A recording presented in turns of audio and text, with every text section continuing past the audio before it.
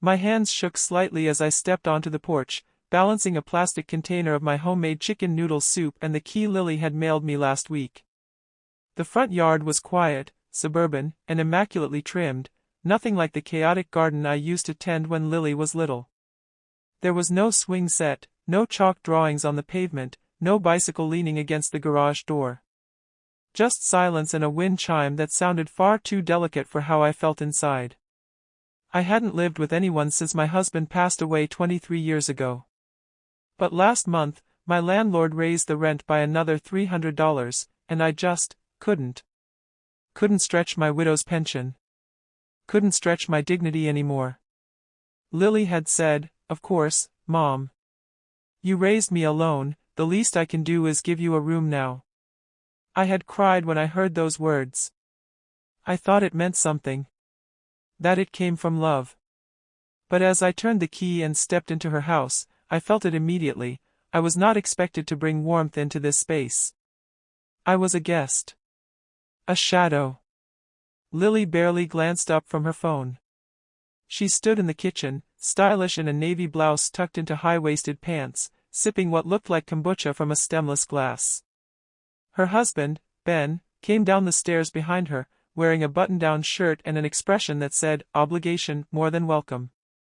"Hi, Mom," Lily said, and gave me a one-arm hug, more of a tap, really. I smiled anyway. "The house looks beautiful." "It's been a lot of work," she said quickly, as if that explained the absence of warmth in the air. Ben didn't say much. Just nodded. Not rudely. But not kindly either. The room they gave me was the guest room. A window facing the driveway, a twin bed, one drawer cleared out in the dresser. My suitcase looked out of place there, old, fraying at the seams, unlike the sleek, neutral-toned aesthetic of the house. That night, I tried to be helpful. I offered to cook dinner, but Lily said they'd already ordered takeout. I offered to fold laundry, but she said they used a service. So I just sat there, on the edge of the couch, watching a reality show I didn't understand while they scrolled through their phones in silence. Every now and then, Lily would glance at me, like I was something out of place, a mismatched mug in her curated china cabinet. I reminded myself, it's just an adjustment. It'll get better. The following week, Lily came home from work sniffling and pale. "Allergies," she said, brushing me off. I insisted she lie down, and for the first time since I arrived, she didn't argue. I went to the kitchen, tied on my apron, yes, I brought it with me, yellow gingham and all, and began to cook. My hands moved instinctively, garlic sizzling in butter, celery and carrots chopped small, chicken shredded with care. I made the same soup I used to feed her when she was sick in second grade and wanted nothing but Mom's noodles. When the broth was golden and the steam curled around my face like a familiar friend, I ladled it into a bowl. I walked slowly, carefully, carrying it toward her room. And then, my foot caught the edge of the rug. It happened so fast. My ankle twisted. The bowl flew. It shattered against the wall. The soup splattered in a golden arc across the white hallway. And God help me, I made a sound I didn't recognize. A short, stunned gasp, like a child breaking something precious. Before I could bend down to clean it up, her door flew open. She stood there, furious, mascara smudged and hair wild. "Are you serious?" "I'm sorry," I whispered. "I was bringing you soup. You dropped it all over the hallway." "Jesus, Mom, can't you go 5 minutes without creating a mess?" I froze. My knees ached. My hands trembled. Then she said it. Loud. Sharp. Final. "You senile old woman. Just go to a nursing home already." And just like that, the air left my lungs. I couldn't even speak. I was trying to form the words, "I'm sorry, I'll clean it." I was trying to help, but none of them made it past my lips. She slammed her door shut. Locked it. And I was alone in the hallway, kneeling in broken porcelain and steaming broth. My knees soaked, my hand bleeding from a small cut. my chest burning from something worse than grief. I sat down on the stairs, bowl shards all around me. I picked one up, blue-rimmed, part of the dinnerware set I gifted her last Christmas. The soup still smelled like home. Garlic, thyme, the broth she used to love. I held the piece to my chest and sobbed quietly. Not because of the soup. Not because of the scolding. Because in that moment, I realized, I had no home left. I didn't sleep that night. I sat on the stairs until my back throbbed and my legs went numb. At some point, I heard them whispering behind the closed bedroom door, Lily and Ben, arguing in hushed tones. Her voice was sharp. His was colder. And then, nothing. They didn't come out. They didn't check on me. They didn't even notice the blood drying on my finger or the shards of ceramic I swept into a paper bag using my sleeve. At 2:17 a.m., I quietly went to the room they gave me, the guest room, as Lily had called it, and packed my things. A duffel bag of clothes. A tin of cookies I'd baked for them that nobody touched. And a framed picture of Lily from high school, taken the day she got her college acceptance letter. She was beaming in that photo, holding the letter in one hand and a sandwich I made her in the other. I didn't leave a note. I didn't slam the door. I just left. The air outside was bitter. Early spring in Minnesota still bites, even in April. I pulled my cardigan tighter and walked toward the bus stop, but then stopped. I didn't know where I was going. I had no friends nearby. My sister died last year. And every woman I used to go to bingo with had either moved to Florida or passed on. I sat down on the curb 2 blocks away from their house, next to a row of trash bins, and cried into my coat. That's when the smell hit me. Chicken. Garlic. The soup still stained the sleeve of my cardigan. I leaned into it like a child buries their face into their mother's apron. That scent, warm, familiar, hurt more than the cold air ever could. I remembered every pot of soup I'd ever made for Lily. When she had chickenpox at 6. When her boyfriend broke her heart in 11th grade. When she came home from college, exhausted and thin. How had we come to this? How does a daughter tell her mother she's better off in a nursing home over a spilled bowl of soup? I wandered for hours that morning, duffel bag in one hand, aching pride in the other. A young man jogged past me at sunrise and offered a brief nod. A woman in a Lexus honked when I hesitated at a crosswalk. No one stopped. No one asked. It was nearing 9 a.m. when I found a bench near a gas station and sat down. I must have looked like every other forgotten person, old, alone, clutching a bag of clothes and smelling like broth. A woman pushing a shopping cart full of cans stopped a few feet away. She wore mismatched shoes and a knitted hat that had seen better decades. "You okay?" she asked. I hesitated. She sat down anyway. "You're new to the streets." "I can tell." I nodded. She didn't ask for details. Didn't ask what I'd done or who I was. Just handed me a granola bar and a bottle of water from her cart. "I'm Mary," she said. "People suck. But breakfast helps." That night, I slept in the back of a closed laundromat. Mary said the owner was kind and let the quiet ones rest there after hours. I curled up in a corner, duffel bag as a pillow, and for the first time in my life, I felt the floor more comforting than any mattress in that cold house I'd left. I kept waking up thinking I'd hear Lily calling for me, maybe to apologize, maybe to explain, but all I heard was the hum of the washing machines and Mary softly snoring across the room. In the dark, I whispered to myself. I raised her better than this. But maybe I didn't. The next morning, I went to the nearest church and asked if I could sit for a bit. They said yes. I sat in the last pew, stared at the stained glass window of St. Joseph cradling the baby Jesus, and I asked God something I hadn't asked in years. What did I do wrong? I didn't expect an answer. I still don't. But a woman came up to me after service. Her name was Nancy, mid-50s, red lipstick that didn't quite match her conservative outfit. She ran the church's soup kitchen. You cook? She asked. I looked at her, my voice cracking. I used to. Well, she smiled, we've got a lot of mouths and not enough hands.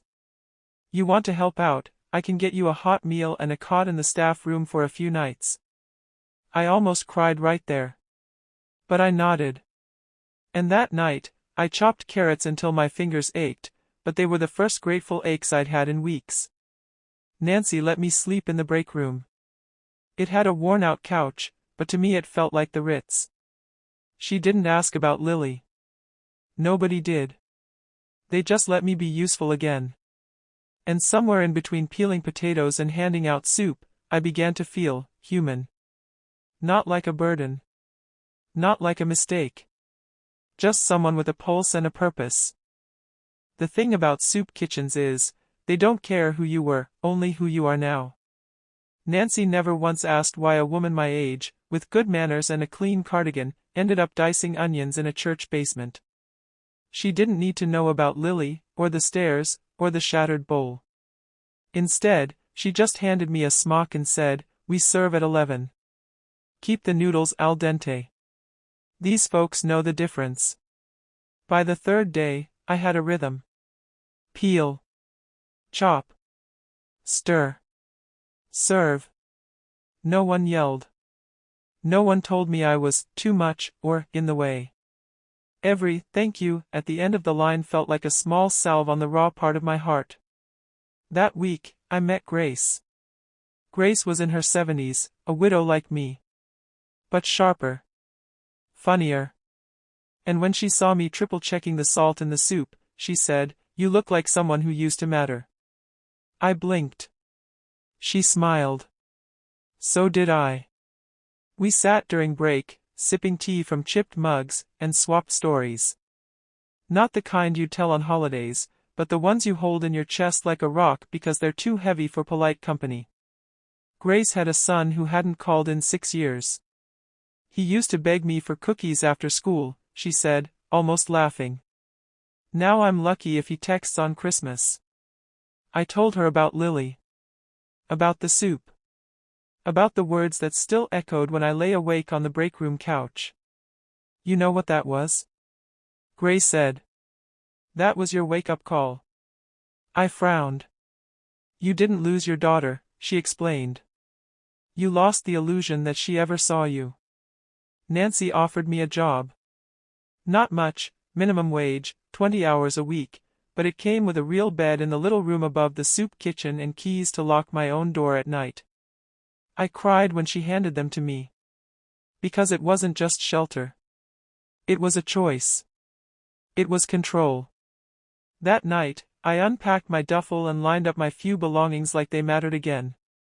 I pinned Lily's high school photo to the wall, not out of nostalgia, but to remind myself what I gave, and what I survived. The diner was next. Nancy had a friend, Rick, who owned a place downtown. One of those 24-hour spots with red booths, sticky syrup bottles, and regulars who argued over crossword puzzles. They need help with prep and breakfast, Nancy said. And rumor is, your soup's got legs. So I showed up with my apron folded in my bag. Rick didn't ask for a resume. He took one look at me and said, "Can you do biscuits from scratch?" I smiled. Flaky or fluffy? He hired me on the spot. I hadn't realized how long it had been since I felt good at something. The first time a waitress told me a customer loved the chicken noodle, I nearly teared up in front of the hash browns. Rick gave me freedom to cook a special on Sundays. I brought in my mother's stew recipe, a potato chowder, and once, a bold tomato bisque that sold out before noon. The regulars started asking for the soup lady. I liked that. The soup lady. Not Mom, not Mrs. Miller, not the burden in the guest room. Just me.